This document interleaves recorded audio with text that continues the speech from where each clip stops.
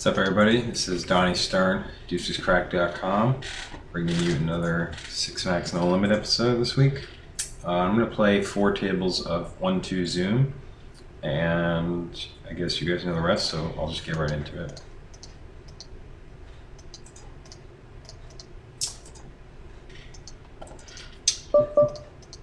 Turn off sounds. I know you guys hate that. So I'm going to open 10-9 off in the cutoff. One of the worst hands I'd open in that spot.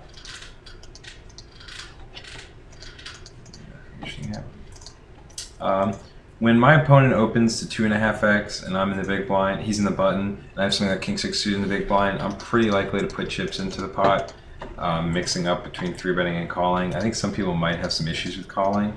Against certain type players, I would probably 3-bet, but if they're opening a ton, I think King-6 suited becomes a better call, just because they're going to end up having way more hands that your hand plays that much better against, and you sort of don't need to 3-bet. If you guys sort of know what I mean, where a lot of times you hear me talking about something like where look the worst hand or the best hand that you just barely can't call with, that's the hand you 3-bet with. Well, I think it just becomes an easier call with King-6 suited when your opponent has a wider range pre-flop. I mean, just think about it. A lot of people who play 6 Max might not be as in touch with like sort of the idea. A lot of people who play 6 Max might not be as in touch with the idea of playing like incredibly loose out of the blinds as somebody who plays a lot of heads up, where you're pretty much regularly playing like over 50% VPIP from the big blind. Well, it's not that different of a situation from when button opens. Like obviously you're not playing quite as loose, since his range is going to be a lot tighter for opening button. I'm going to donk this hand right here, bottom left. But what I'm saying is it's sort of a similar situation. You can't let your opponents open too many buttons profitably against you. You need to defend kind of a wide range. There's a lot of hands you can play profitably that in another situation you might not be able to play profitably. But when it's button versus big blind, it's a lot different than under the gun versus big blind, obviously. I'm going to donk again with my flush. I should bet smaller. I kind of bombed it there. I didn't realize he only had 93. I wasn't paying enough attention. With his stack, I kind of like betting a little bit smaller. I'm going to fold my 7s in the top left. Under the gun versus under the gun +1. Not exactly the best spot to go for some super tricky with 7s there. Now I kind of wish I'd bet a little bit smaller on the turn, the bottom left, but now that I did bet that amount, I think I have set myself up for a nice size river shove, just a little bit less than pot. I like shoving with my hand specifically. Well, he had a higher flush. That's unfortunate, but certainly just a total cooler, and it's never a situation where you want to worry about whether or not you were supposed to get in there with your queen high flush or ace high flush.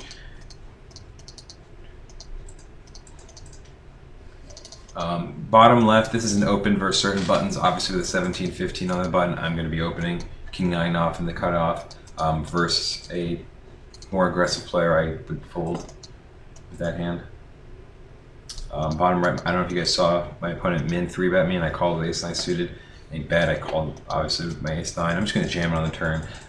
Pretty sure he always continues with any ace, so I think jamming becomes a pretty nice option here. And I'm just going to call my 10s in the top left. I think the reason why it should be kind of obvious. The big blind is super nitty, or at least over 33 hands he's super nitty. So I think I can just call and expect to get it heads up a lot.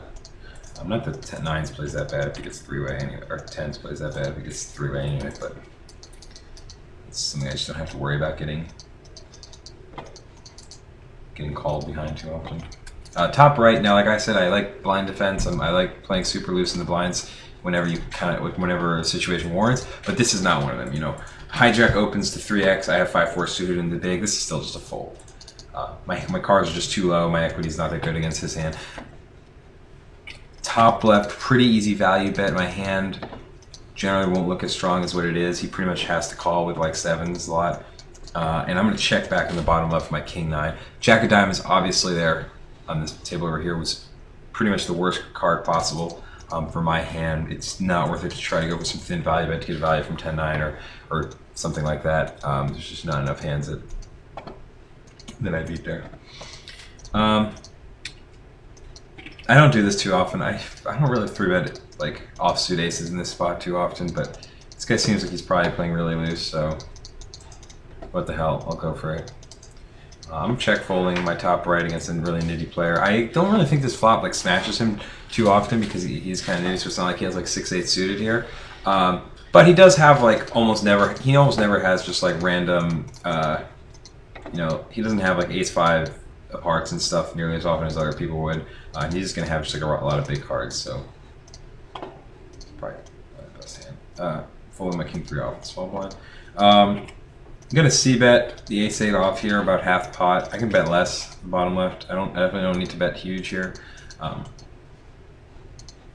this board, I expect him to pretty much always call with anything better than ace-high, but generally will fold his random over cards, fold his just random Broadway cards. I might continue bluffing on certain cards, but there's pretty much no... Basically, this is the type of situation in which there's going to be so many times that this situation comes up in the bottom left where I'm going to have a hand that has decent equity against his range. Like I'm going to have the ace of clubs, I'm going to have random big clubs, that I can barrel this card so often that there's pretty much no necessity for me to ever barrel it with ace-8 off with no club. You know, you can start talking about maybe barreling with like ace-8 off with the 8 of clubs, but there's no reason for me to ever barrel with my hand. And you know, I know I talk about this a lot, you know, overall game plans and things like that in my videos, and some people might think, well, why not just try to play to make the most amount of money possible every hand? And that's actually basically the same thing. I am trying to do that. But the problem is you don't necessarily always know what the best play is, right? So you have to sort of go from a template of what makes sense as an overall game plan, right? You don't know necessarily what his range is there. You don't know if you can call, if you can barrel there with nothing. But you know that you almost certainly can barrel when you have a little bit of something. I didn't mean to min raise in the top left. I usually 2.5x or 3x from the cutoff. And that's really what 6 max especially is really all about, and heads up to a lesser extent. But 6 max no limit really is about trying to have like as good of a theoretical template of what you're doing in every situation, you know, as much as possible. Have like an idea, and then that's before you even sit down at the table. And then when you're actually playing, to like just drastically deviate from that based on table conditions, right? Bottom right, I'm going to open my ace-9 suited. I open that in almost all 6 max tables. I'm opening king-jack off in the top right, mostly because the players that all had position on me were really tight, and the player in the big blind there was very loose. I'm going to check fold bottom right versus a guy who's so far playing 40-40 on when I have a no equity hand. See, the thing is, like, yeah, I have a no equity hand in the bottom right with ace-9 of diamonds on this rainbow board. But at least, you know, it's not 7-8 suited. If it goes check, check, check, check, I can actually win on the river. So I'm even less likely to bet my hand than another no equity hand because I can actually win some money on the river. I'm pretty much just going to keep betting my aces until he gives me a reason to sort of stop and think that I might not be good, which definitely could happen when there's 2 10s out there.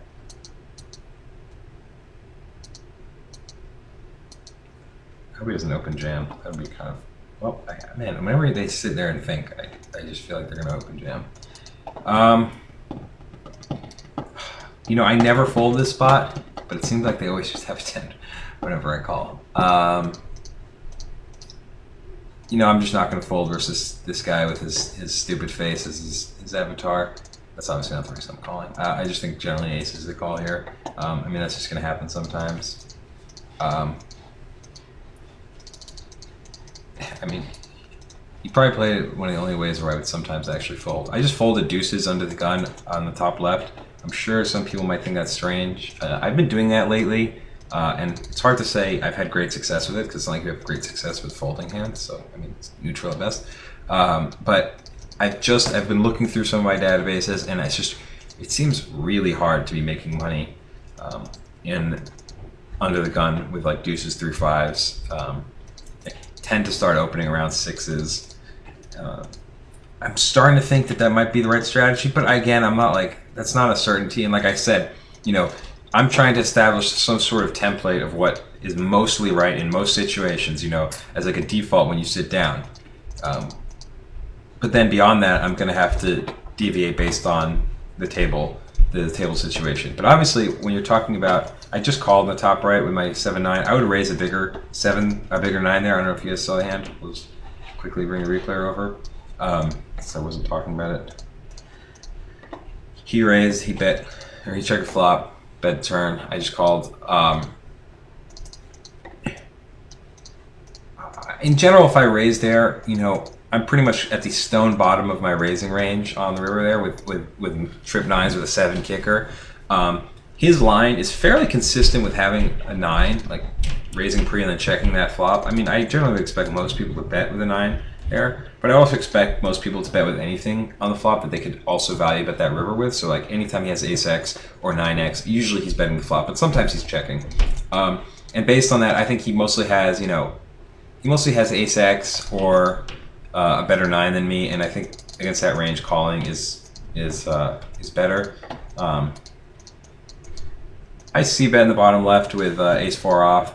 Pretty thin board to be c-betting, considering I have like no equity and I have like a really bad ace high too. It's not like I have you know, ace queen where I have 6 outs against most pairs. You know, my hand's pretty bad there, so I think that was a questionable c-bet by me. And again, another questionable call pre-flop on the top right. Under the gun min raise, and I called with 4s, 2 spots behind. Certainly not a definite call. Definitely not at certain tables where you have lots of squeezers behind. I mean, I think it's been like well established all the weaknesses of the baby pairs. I think you see that a lot. A lot of people will say that they're one of the worst hands that people play on a regular basis. This guy seems to like a good spot for a 3-bet get it in with 9s. 9s is definitely the worst hand I'd ever 3-bet get it in with here. And it's not just about 3-bet getting it in, you know. The fact that sometimes he's going to call, and, you know, I get a flop like this, which is not exactly like a dream flop or anything. I'm not like super pumped to get it in on this flop, but it is definitely a profitable, you know, c-bet and probably bet twice situation, and then maybe check the river and see what happens. It's at the very least a bet the flop and see what happens situation.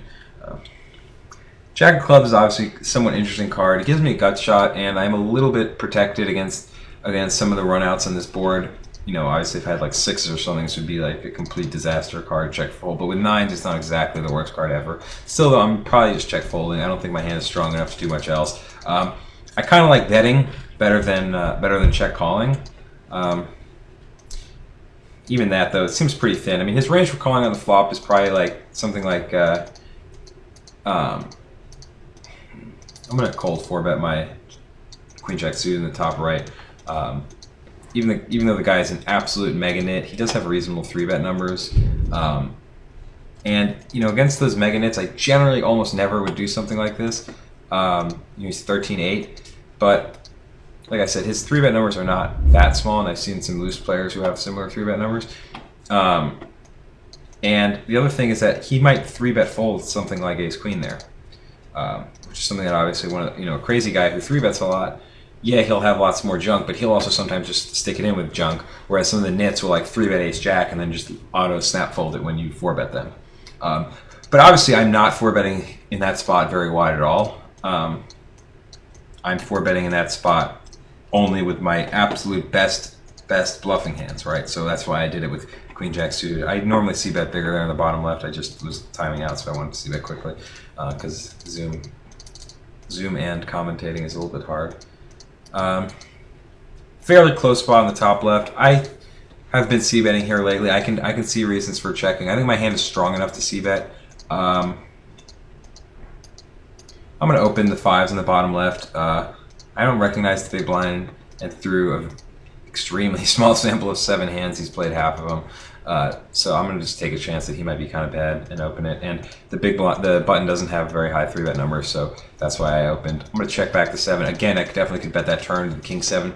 I have king 7, right? It's not like I have 6-7, so I actually, I'm doing okay against most of his 7x hands, so I can bet and get called by 7, and I'm still good. I'm thinking about value betting. I just assumed he always would value bet a queen on the river, so I'm going to value bet my 7. Hey everybody, sorry if there was a little gap there. My computer just decided to freeze Poker Stars for no reason while I was in the middle of some hands. Don't know how that turned out. But anyway, we'll get right back into it. I'm opening to 5 on the button in this session. I think, technically speaking, maybe opening to like 4.7 or something might be like a better number. But usually when I'm like multi-tabling, it's just easier to do the one click. And yes, I know about like Table Ninja. I know you can just use Table Ninja and sort all that out. But I also don't know that I'm certain that smaller is necessarily that much better in these spots. Especially for people who watch my videos and know that I think you should call really loose in the big blind. I guess I'm going to call here in the top right. I was going to call the initial 3-bet, and then after the second guy cold calls, it makes my hand a little bit worse, I think, just because I'm not heads up. It's harder to me, it gives me a hard to win the pot and such. But I kind of assume that this guy, who I don't recognize, who's displaying that he is a silver star, is probably not the best player. I'm gonna make this. No, I'm gonna call top right, bottom right. Gonna call the top left. I probably usually 4-bet or fold this, but I guess I'm trying to create a little more action since it's a video on the top left. No, that's not really the reason. I think calling here is fine against anybody with a reasonable 3-bet percentage. I mean, you have King 5 suited. How bad could it be? If we're talking about like a heads up session, I would literally never ever fold there. Or somebody who had a 3-bet of anything less than like, or anything more than like 10%. So I don't think folding King 5 suited there is a good play. I'm gonna fold the Jack 9 suited in the bottom right versus the guy who has very nitty opening numbers.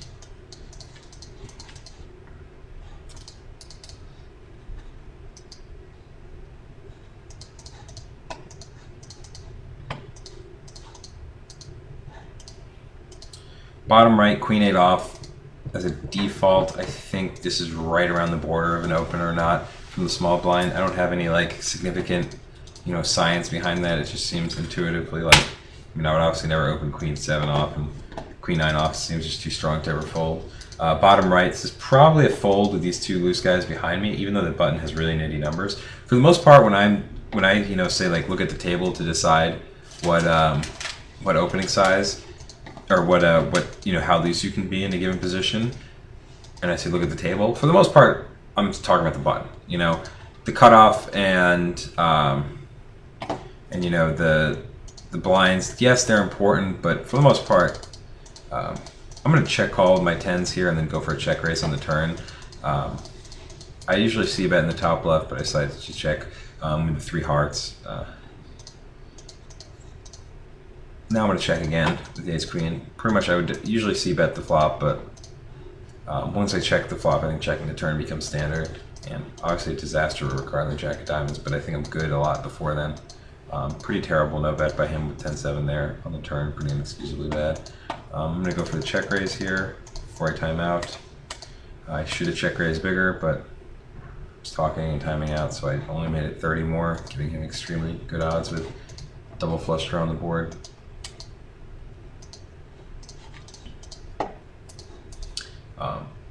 I tend to err a little bit on the side of check call, check raise with pocket 10s here, but just check raise if I have like 3s, just because it's a little bit harder for him to have anything that I strongly benefit from getting a raise in on the flop against. Like let's say he has like, pocket aces. Yes, I'd rather raise the flop against that if I have 3s or if I have 10s. But when I have 3s, not 10s there, he's going to have way more random 10x hands, which are way more likely to check back on certain turn cards. So since his range can include more 10x hands, because of that, I like just going for the check raise now on the flop with 3s to get more money from those hands, since they will comprise a greater percentage of his range, like ace 10, king 10, queen 10, stuff like that. So that's sort of, if you want to have a plan of, check raise certain pairs or certain sets and check call or certain sets, that's probably a solid sort of deciding factor to use. But like I said, you come up with some sort of template of what you think makes sense. Like I know in general in that situation, that's how I'm going to play it. But against certain people who literally barrel every hand, I might just check call with everything. Against certain guys who like c-bet a ton and then peel with like bottom pair, I'll probably just check raise. Top left, again, this is like definitely a spot where I can check behind. In fact, I certainly should have checked behind. I just obviously right after I check raise and consider him the possibility of him check right after I bet, consider the possibility of him check raising. Realize I probably should have just checked back. I'm gonna call. I think calling is kind of mandatory to the check raise since it's not like he's check raising like king 10 or something here too often. So since his range is kind of more polarized and the fact that I have 2 9s in my hand, I think I have definitely good enough equity to call against his range, although I should have just checked behind, especially with the 9 of hearts in my hand. Yes, he'll check call with like some 7x stuff and like pocket 8s and some flush draws and stuff, but my hand is like still pretty protected against some of the bad cards that can come on that. You know, it's not like checking back 9s and like 10-5 deuce where like, you know, there's just it's just like a much drier board. On 10-6-7, you know, at least I have a gut shot so that if you know like an 8 comes, if a 9 comes, obviously those aren't bad cards at all for me. So my hand's a little bit more protected than some other hands on that flop. For example, ace-7 on that flop is probably much more of a bet than pocket 9s. But then again, when I have ace-7, there's less combos of him having a 7, so I guess there's downsides to both. I'm gonna check call on the top right with my queen 10. Not like thrilled about check calling with like king 10 no or queen 10 no flush draw here, but I don't really see what else I could do. I certainly can't fold versus a button opening range. I might actually just be ahead of him right now. And I have a gut shot to the nuts, and I have the opportunity to bluff later in the hand possibly. I generally like checking this river on the top right. It would be nice to bet and get him to fold some weaker queen X hands, but he definitely could still have like an ace or a king, and I will never win the pot against those. If I had jack 10, I'd probably bet the river to get him to fold queen high, but maybe with queen high, I need to try to get to showdown there. I call on the bottom left when the button or small blind opens. In general, I'm playing extremely loose in the big blind versus small blind open.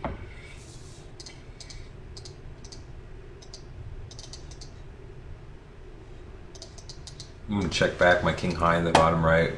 Pretty decent amount of showdown value, and something of a way ahead, way behind situation, though not entirely. It does suck that when you check back a flop like this against the guy who might be not a professional poker player, you're gonna sometimes have him do something like this, and I kind of just have to fold my king high, even though it's a 1/3 pot bet. Maybe I don't have to fold there. Maybe I can call, even though it's 1/3 pot. Gonna 3-bet my queen 10 off versus a button open. I can make it bigger, but he's kind of short, so I didn't make it full amount. Top left is an open with an extremely tight cutoff and button behind. Otherwise, for the most part, I fold king 7 suited in the cutoff. Could be convinced to open in certain situations there.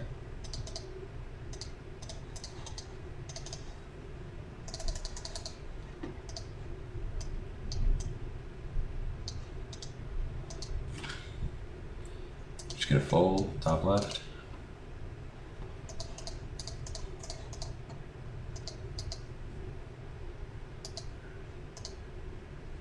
You know, this is a spot in bottom left where I think c-betting can go either way.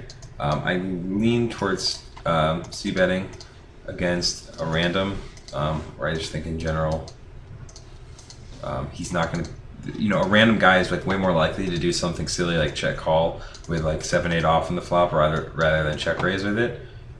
So because of that, I tend to just bet a little bit more with my hand. But again, this is a sort of spot where I'd say, you know, it could go either way. If I had a bigger sample on him, obviously I only have 14 hands. If I have a bigger sample on him, I'm going to look and see what his check raise flop is, his fold to flop c-bet numbers are. You know, VPI, PPFR sort of become pretty relevant after like 30 or 40 hands. They become pretty goddamn, sorry, I don't know why I had to say goddamn there. They become pretty significant even after like 6 you know, 60 hands or something like that. But fold the flop, c-bet, stuff like that, the more detailed stats. Crap, I meant to open the queen 5 suited there. Those more detailed stats, they take a little bit longer for them to become relevant for obvious reasons. You know, through 50 hands, they might not even have any opportunities to do anything impactful to a c-bet. Top left, for the most part, is a squeeze or a fold. Versus these guys who seem pretty passive pre-flop, I am going to go for it and squeeze. If I was watching one of my students and they did not squeeze here, I certainly wouldn't yell at them. It's a pretty much sometimes yes, sometimes no squeeze. Probably a good spot to bet extremely small on the flop. It's a super dry board, not draw heavy at all. And I actually have a little bit of equity versus almost anything, so betting makes some sense. And now I obviously turned an extremely deceptive card. Bottom left, I'm calling 3-bet with ace-jack off. He made it kind of small. Actually do pretty well against some of his 3-betting hands. Gonna bet again with my 6-8.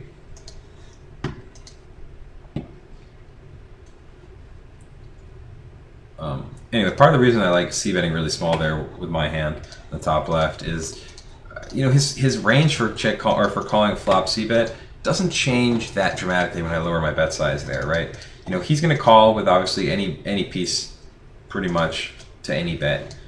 He's not going to 3-bet, or he's not going to raise my bet very often at all, and he's not going to raise. And he's not going to really fold even like, you know, queen jack if I bet 2/3 pot. But he's always going to fold something like 8-9 suited, right? And yes, technically I'm beating that, but I'm not necessarily going to win the pot against that if I do something like check the flop, or whatever. But either way, I still would like to just, for the most part, take the pot down on the flop. And when I bet smaller, obviously I keep his. I set myself up for probably betting again on the turn. That's what I'm saying.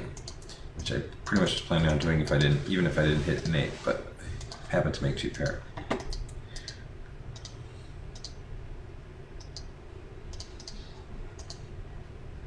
Checking the top right, I could c-bet this, I could not c-bet it. I kind of like c-betting if I have at least just like a little bit of something better versus 2 players, both of whom seem kind of loose. 10-9 suited, probably the worst suited connector I open under the gun. The top left. I'm going to check call the flop with my 10-9 here. For the most part, it's not like I expect to get 3 streets of value off of like pocket 5s anyway. And he's going to bet hands like that on the flop when I check to him anyway. But he's not necessarily always going to float this flop with like king queen or something like that. He's going to, that's interesting, min bet. I'm going to raise.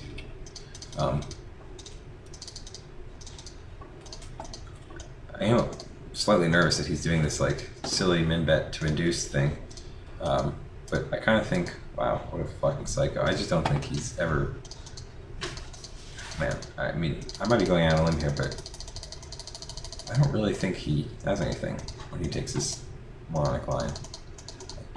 Could be dead wrong about that, but I just don't think he bombs it with a set after I check raise. I think it's more likely that he thinks I just have nothing.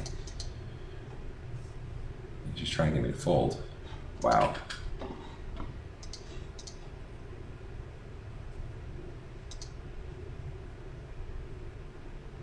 I really, really, really wish I had more than 10 seconds to think about this.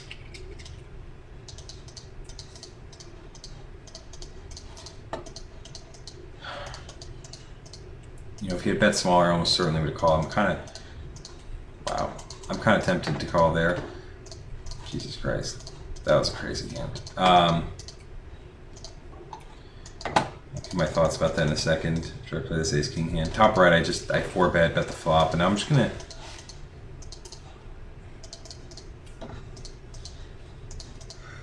I'm gonna check back the turn. I think it's somewhat tricky, and I think now a lot of times he's just going to think I don't have anything. Not that not that he ever really has nothing and is going to therefore bluff against me, but I do think he does sometimes have like pocket pairs that might appeal to flop and might be a little bit more likely to call a river bet now. But when he makes his bet, I'm just going to raise, obviously. Well, that's interesting. Who was that guy that just played that hand against me? King Idaho 1991. Oh, he's born in 1991. Jesus. I let some kid maybe bluff me there. I'm going to fold my offsuit 10s versus 16, whatever, a 16-13 who raises me on the monotone board. He definitely could have been bluffing there, but it's kind of hard for me to do anything anyway when I have 10s with no flush draw there.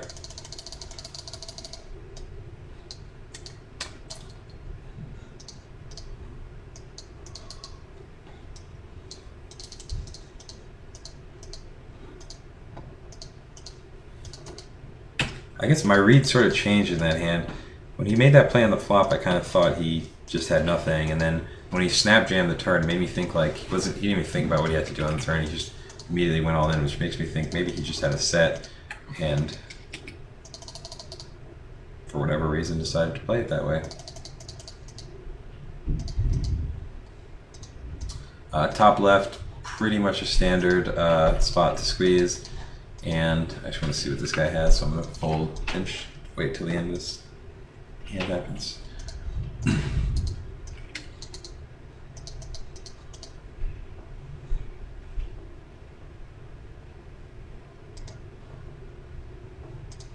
Okay, not that interesting. Ducal, obviously not making the best play, cold calling an ace queen there, but not the most interesting. Okay, so the button here is playing 8-0 through 37 hands, so I'm going to open 3-5 suited on the cutoff. Bottom left. I'm going to c-bet, even though I have kind of a no equity hand, but it's also the nut no pair hand, so it has some showdown value, but kind of need to get to showdown for your showdown value to be relevant, right? So maybe betting makes some sense with king queen there. Maybe it doesn't. I'm not entirely certain. I think check folding king queen there is fairly reasonable. I don't know if you guys have noticed, but there are a lot of huge nits in this game. Just random tables. You see like all these people with stats like below 15. I guess it's kind of like the Zoom effect. I mean, I guess I'm sure those people exist anyway, but kind of the Zoom effect where people just think, oh, I don't need to play, you know, all these hands. I don't need to wait to see what happens if it's folded to me when I have Jack 5 suited on the button. I'll just quick fold and get another hand, and my win rate won't be as high, but my hourly will be higher. And you know, one of the students that I'm coaching right now has he plays, you know, these Zoom games for a living, and he asked about that and said, you know, what do you think about folding marginal stuff just to you know, speed along the process, get another hand, since you presumably you might be able to make more on your average hand than on this hand, and it kind of just depends, I guess. You know, in theoretical dollars, you kind of want to play all those marginal hands because it makes you a tougher player to play against, and therefore your opponents will not be able to make as many good decisions against you. And they won't be able to narrow your pre-flop range as much. I mean, when I'm playing against one of those guys who plays like 13-11, I think it's pretty easy to play against them post-flop. They just don't have certain hands in certain situations, and you can pretty much just always put them on a range of, you know, 10s plus or ace-king or whatever in certain spots where other players might have tons of hands that would be tricky, make it tricky for you to play against them. So I don't think you can take it too far. But I do think that in Zoom, more so than in another game, you might benefit from folding the really marginal stuff, the really borderline stuff where you're really just not making that much money either way. Then it can make some sense. Okay, top right, guy squeezed huge, and I have king jack suited and the other guy called, so I'm going to take a flop in position here. This seems really not even that great of a spot, even though I have king jack suited and it's three-way and I'm in position. The fact that the guy is kind of nitty stats and he three bet kind of big, I'm going to take a flop anyway. I'm going to bet my king jack suited here. Not the worst spot ever to take a free card, but I think with 2 overs, my hand's a little bit too strong to check, and also just the fact that like I expect Baynard to like never see bet ace king in this spot, so the fact that I'm just like always going to win the pot against him if he has ace king makes it pretty mandatory for me to bet. But I do expect a regular who plays these stakes, which I'm pretty sure that guy is a regular. I do expect him to recognize the fact that that is a hand in which he's expected to check fold ace king on the flop there every single time, and therefore he's going to play a little bit more aggressively, or I'm sorry, a little bit more passively when he has something like aces, or especially something like jacks, where he can just check raise all in because he expects me to take a stab at the pot there a lot. And he does benefit obviously from that sort of balance if he decides to check there. It also, it also protects his ace kings a little bit if he sometimes checks intending to check raise all in with jacks. It makes it a little bit tougher to play against him when he does have ace king, since you can't necessarily blindly just try to bet and take the pot away from him.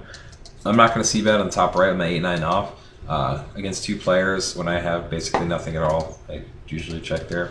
Bottom right, not going to see bet into 3 players, even though I do have a reasonable hand for this flop. Just the fact that it's into 3 players, it's going to be pretty tough to get through all of them. I'm just calling top right with my straight draw. I don't hate raising, it's just a little bit transparent, I think, that you picked up some sort of draw on the turn there. You're pretty much usually going to be expected to bet most of the time on that flop when you have anything worth raising the turn, except for like pocket 7s or jack 7 suited or 6-7. I'm going to call the river. I think it's just bluffing enough.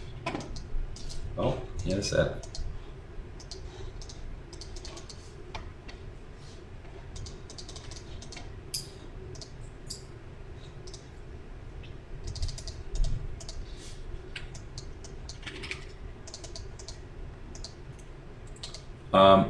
Pre-flop and bottom left probably was a mistake. I didn't really pay attention to who opened. I probably should just flat there pre-flop.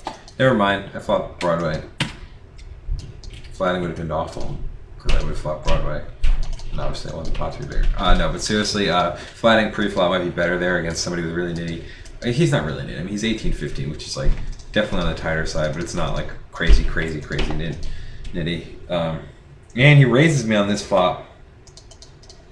It's kind of crazy. I expect him on this flop to raise only pretty much my hand and like big draws. I'm gonna do some form of clicking it back here. The fact that I don't have the king or the queen of spades in my hand means it's that much more likely that he has something like queen 9 of spades or king 10 of spades or queen 10 of spades or something like that, and therefore I want to kind of just put more money in the pot right now. He folded. I guess it's kind of a strange spot for him to raise fold anything for value, so I guess he just had nothing. It's not a bad spot at all for him to do that with nothing though, because he does have probably somewhat of a tight, should have somewhat of a tightish image with his pre-flop stats, and therefore I would usually not continue there with some of my weaker stuff, especially not if I have like king jack or something like that, or queen 10 obviously, or anything like that I see bet. I would probably just bet fold those hands, and then even ace king or ace queen just becomes a bluff catcher on that flop versus a raise. I'm gonna 3-bet my king 6 suited here. Earlier you saw me call in a spot like this. I do think mixing it up with this hand is pretty much okay. Sometimes 3-betting it, sometimes calling with it. Like I said, against the nittier guys, I would probably 3-bet it. Against the looser guys, I would probably call with it.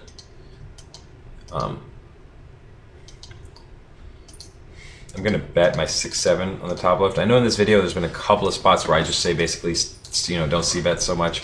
if you just have like a zero equity hand in a spot like that. But having like a zero equity hand, you know, when it's like multi-way on like 7, 8, 9 or something like that, is a hell of a lot different than having a zero equity hand with 6, 7 of hearts on like King, Queen, 5. I mean, first of all, it's not exactly zero equity. I had multiple backdoor draws. And secondly, I'm just going to win the pot that much more often when it's heads up, you know, button versus big blind. And the fact that I had multiple backdoor draws, it means there's going to be a lot of cards that I'd be happy to barrel on. What I'm saying is, you know, check folding when you have something like King Queen on, you know, Ace 7 8 with a flush draw in a multi-way pot. That's a hell of a lot different.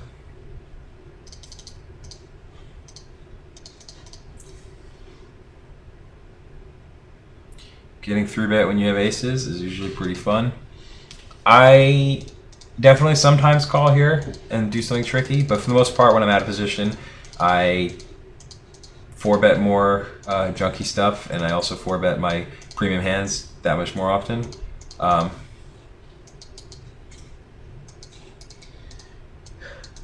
I made a mistake on the top left for some reason. I thought I was not the pre-flop raiser, so I checked, even though I raised a limper. That was a mistake. I guess I was focusing on my pocket aces.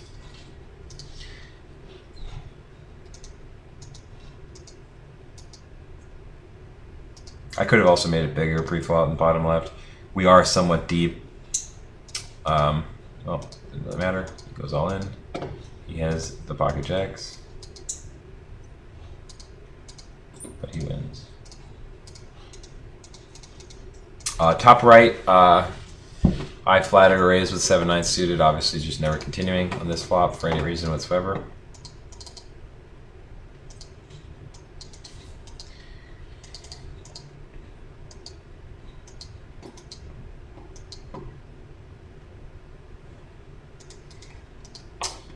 So we are approaching the end of the video. Let's play out this hand on the bottom right at the very least. I should almost certainly have bet bigger. I bet a little bit too small. Again, I got there though, so not really that big of a problem.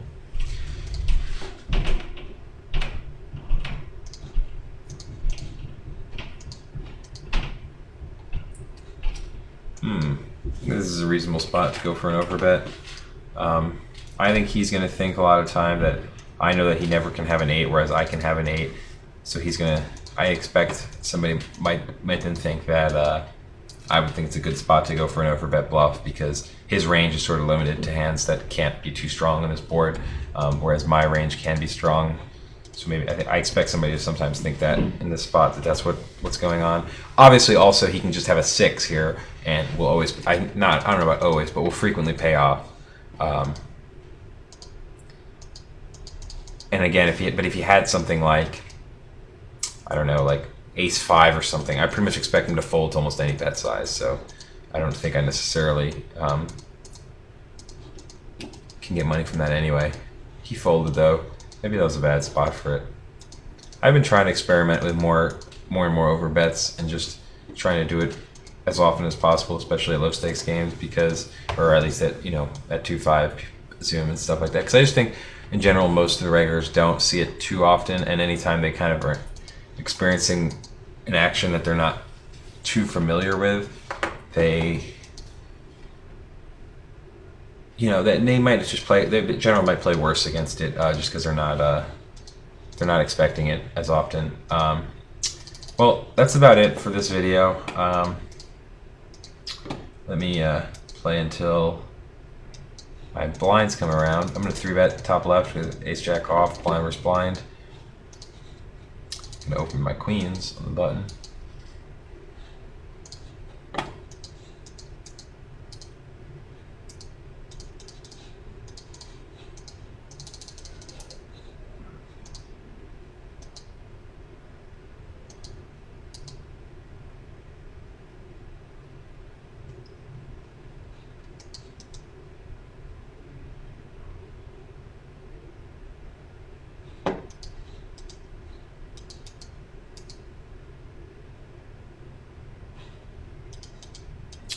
Gonna complete.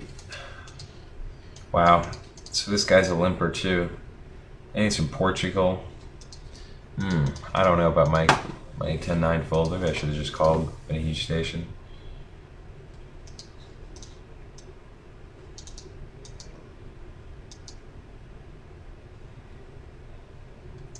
What did he limp with? 3-4 offsuit. I'm starting to think not only did he maybe just have a bluff, he maybe just had like a worse kicker. He could have just had like 10-6 or something. That's so weird because his stats weren't even that loose. He was like 26-21 or something, but he also limps 3-4 off in middle position. It's like, what is he folding to get down to 23 or 26% VPIP? Very strange.